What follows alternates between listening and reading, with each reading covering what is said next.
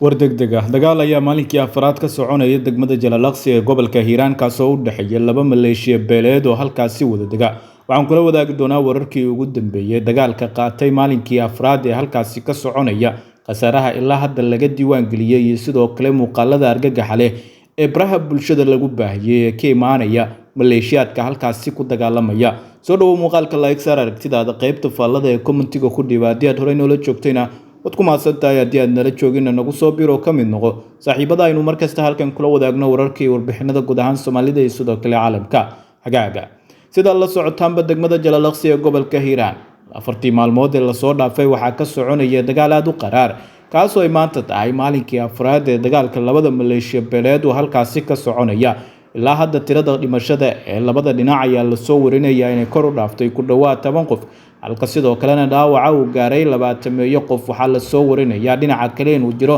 khasaare hantiyadeed.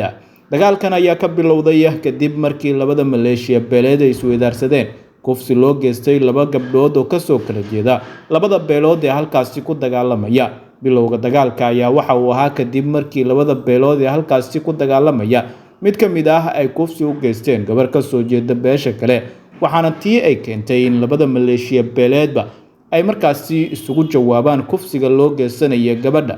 oo mid kasta oo kamid ah waxa uu sameeyay fal uu ugu jawaabayay midka uu markii hore loo geystay gabar markaasi ka soo jeeda beeshooda.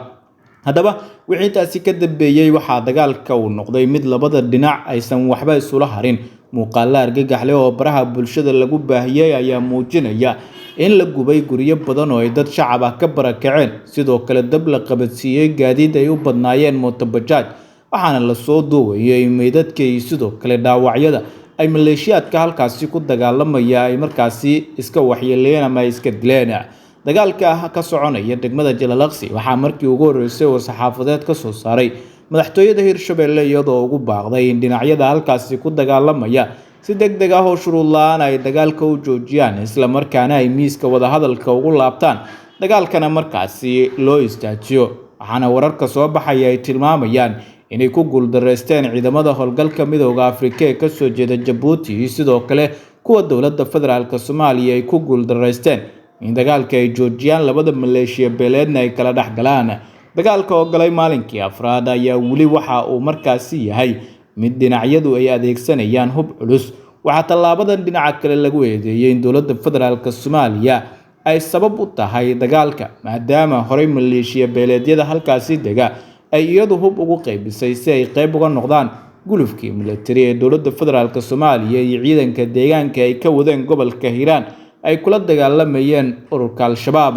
haddaba hubkii ay dowladda qaybisay ayaa mar kale dadka shacabka ee degmada Jalalaqsi waxa uu noqday mid ay iyagu isku gumaadaan isla markaana ay isku laayaan. degmada Jalalaqsi ayaa ah markaasi mid ka mid ah deegaanada ama degmooyinka gobolka Hiiraan ee inta badan ay ka dhacaan dagaal beeleedyada, mana ahan markii ugu horeysay oo dagaal noocan ah uu ka dhaca degmada Jalalaqsi ee gobolka Hiiraan. laakiin